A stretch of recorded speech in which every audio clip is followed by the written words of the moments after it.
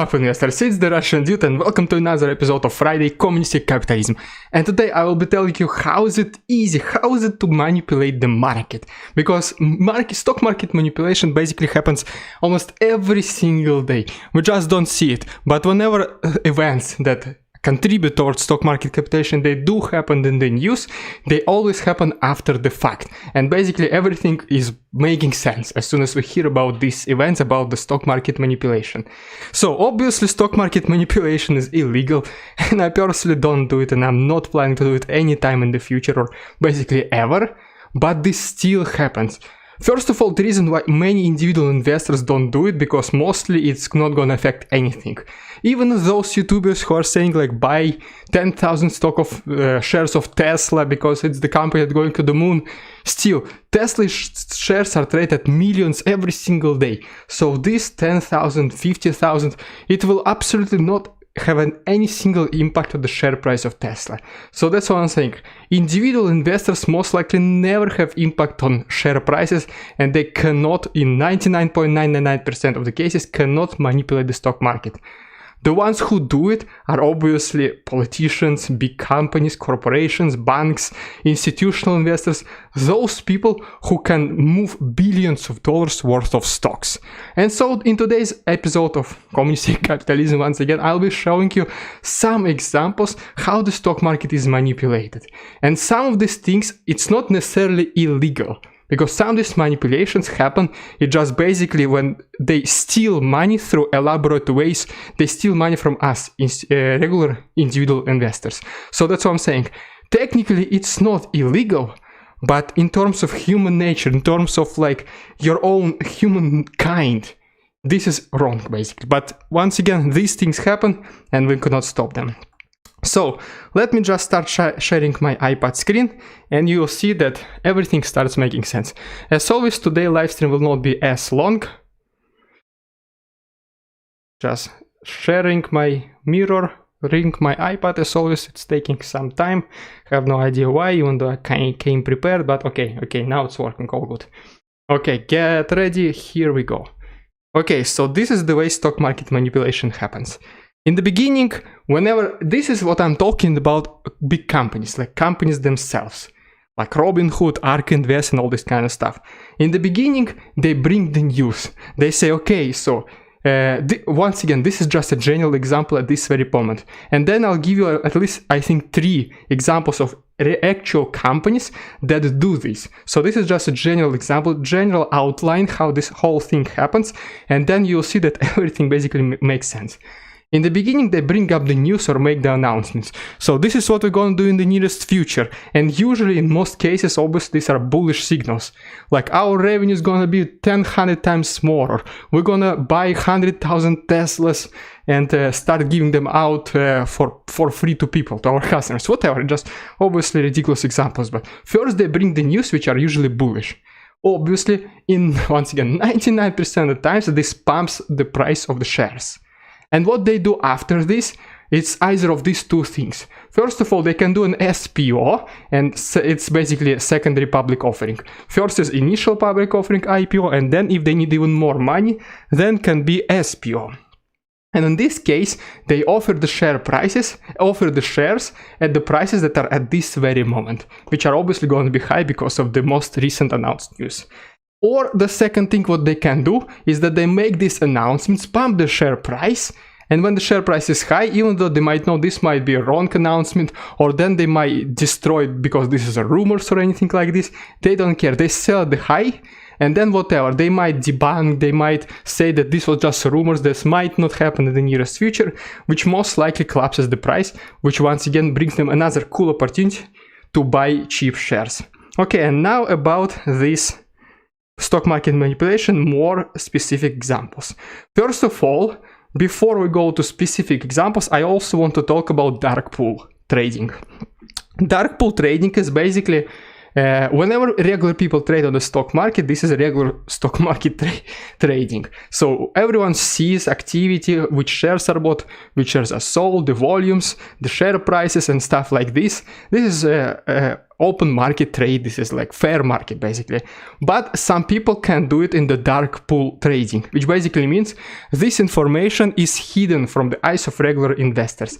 One of the examples of companies that was doing this is notorious Palantir, and as you can see, unusual options activity and dark pool volumes on Palantir Technologies, which basically means that executives or insiders of Palantir were trading in dark pools. So basically people were not able to see if they're buying, selling, why, what's going on, and these were obviously favorable prices for them. So obviously extremely suspicious. And here you can see, just before the price started to go up, the volume of dark pool trading increased. So they bought the shares, and then basically when everyone else started buying, they already had the shares that they knew that they were going up. And the same time is here. As soon as the price, just before it started to go up once again, they bought more shares, bought cheap shares, and then whenever it was higher price, they started selling them. Obviously very suspicious, very unusual, very unfair to do dark pool trading. But this is just one of the many problems with Palantir. All these Palantir, how it's called, cultists, obviously they will never see these things. They'll say, oh, it's wrong, it's like, this is not real, blah, blah, this is fake news, but we know the truth. Just look at the Palantir share price. So the next thing is now the real examples. So coming back to my small graph or whatever you call small drawing, they first bring the news, pump the price, do an SPO or sell overvalued shares to Robinhood boys. So this is what happened. In October, if I'm not mistaken, yes, in October 25th, 2021, so basically 6 months ago, last year approximately, Hertz, the company which literally went bankrupt, announced that they're buying 100,000 Teslas to give up the rental companies. This company was literally bankrupt several months ago. It was almost ceased to exist. So the company, that's it, it was almost terminated. And then suddenly they're announcing, oh, we're just casually buying 100,000, $40,000 Teslas, which is like what? 400,000, 4 million, it's like $4 billion deal if I'm not mistaken. So the company which didn't have any single dollar to spare, now they suddenly find billions of dollars to buy Teslas and give out to their customers. So obviously this sent the share price extremely high. As you can see right here, if you remember I told, okay, so once again, the stupid black lines, okay, now it's better. So this is approximately October 25th. As you can see, this is when the price was $27 approximately per share. And then literally in like how long, I cannot, my hands, my sausage fingers are way too big for this, but okay, so literally in a couple of days, in 1 week, the share prices you can see right here went up by 30%. By 30% just because of this announcement when they pumped the prices. And obviously, as soon as the share price went high, what Hertz did? They did a 1.5 billion offering in 5-year high yield bonds. Exactly on November 7th. Okay, so what's going on? Why these pop-ups always? Whatever. So on November 17, 2021, just a couple of weeks after the announcement when the share price was pretty high, they're like, okay, so now we're gonna sell some bonds. So obviously they're gonna be expensive because our share price is expensive, but here you go, buy it. And obviously after this it was unsustainable, so the share price went down, and all the way from its all-time highs for the last year or so, the share price of Hertz went down by almost 50%, almost the same as Tesla basically. So they did the announcement first of all, then when the price was high enough, they did some additional issues of securities, and then the price went down, but they don't care because they cashed in at the all-time high prices. The second example is Virgin Galactic, favorite company of Russian investors. I'm not invested in this personally, but I know it is very popular. So if you remember last year, once again in July, Virgin Galactic, along with its owner, creator, founder, CEO, Richard Branson, they went to space. And for those of you who do not know which company this is about, this is basically travel tourism. They have this plane they sent in orbit, like 10 kilometers or something. Like, I'm not invested in this company, so I don't know exactly all the details. But long story short, they give you like a couple of minutes into space in zero gravity. The tickets are like $400,000 or something. So once again, in July, they did the space flight, which was successful. And now we go to Virgin Galactic share price. And once again, this stupid black line, so I have to refresh it. Okay, so July last year, this is approximately July here. Yes, approximately here. So this is when the prices were almost as high as possible, about $50 per share. And this is when the flight happened. Obviously, good news, everything is good, everything is successful, Richard Branson is alive, everyone survived. So the share price was extremely high, and then what happens?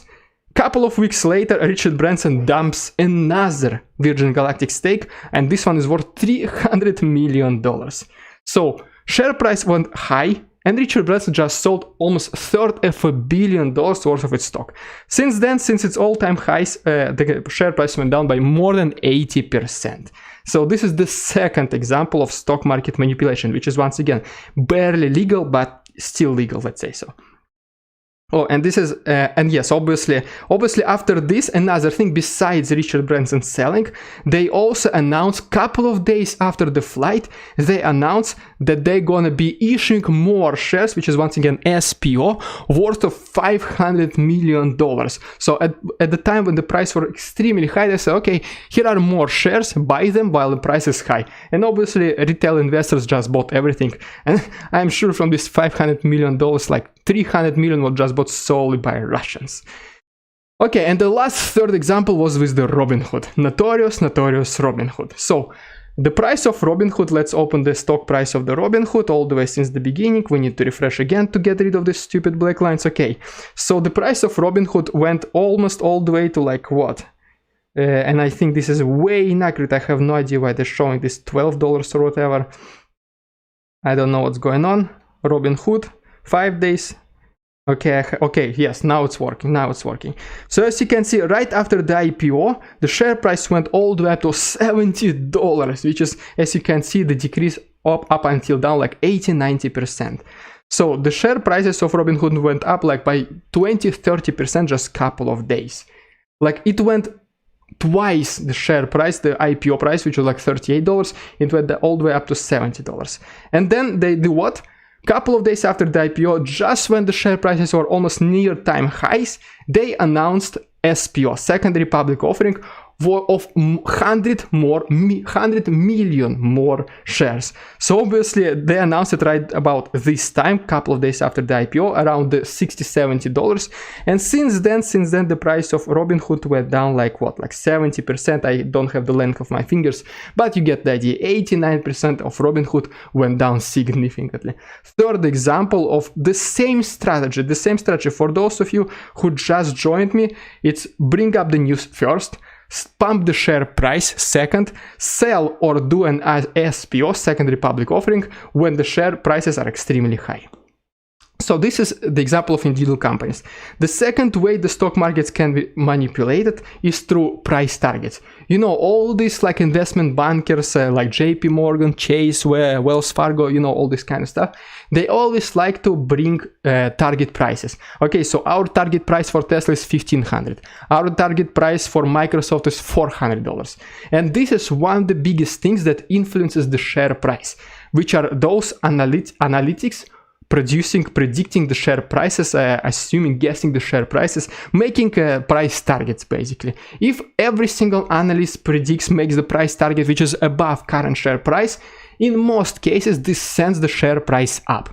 But at the same time, if basically all stock market analytics make the price target below current share price, in most cases this will send the share price obviously down.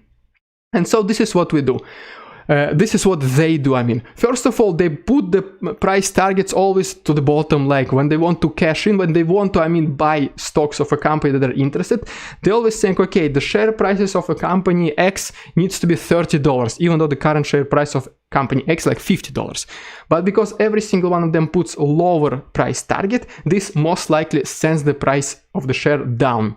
This is when they quietly buy shares of this company, and as soon as they have the position in this company X, they start increasing price targets. So now the share price of the company, actual share price, like $40, and they're saying, well, actually our new price target is $80, and that's it. Price starts to go up, and as soon as the price going up up starts to slow down, they start cashing in, they start selling shares, and once again, as soon as they liquidate their positions, they once again start lowering the share price targets, which basically once again creates the cycle. They lower the share price targets, they buy shares, and then they increase price targets, and then they sell shares, and just basically rinse and repeat.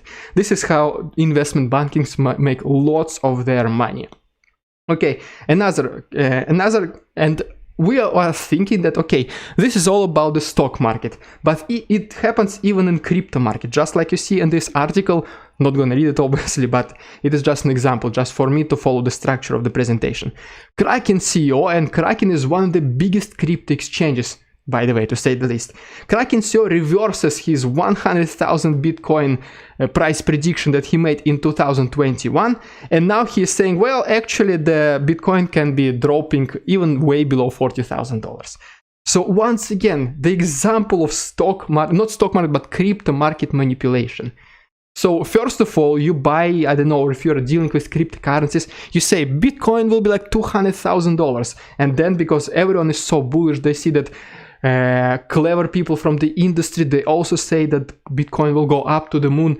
Of course, everyone starts buying, the crypto prices, Bitcoin prices will go up. But as soon as the growth slows down and they're like, okay, so there's not too much I can get from there, he sells quietly, and then he's like, well, actually, I think my prediction 100,000, it's too early, so let's stick it to 40,000, but he already sold it somewhere around like $65,000.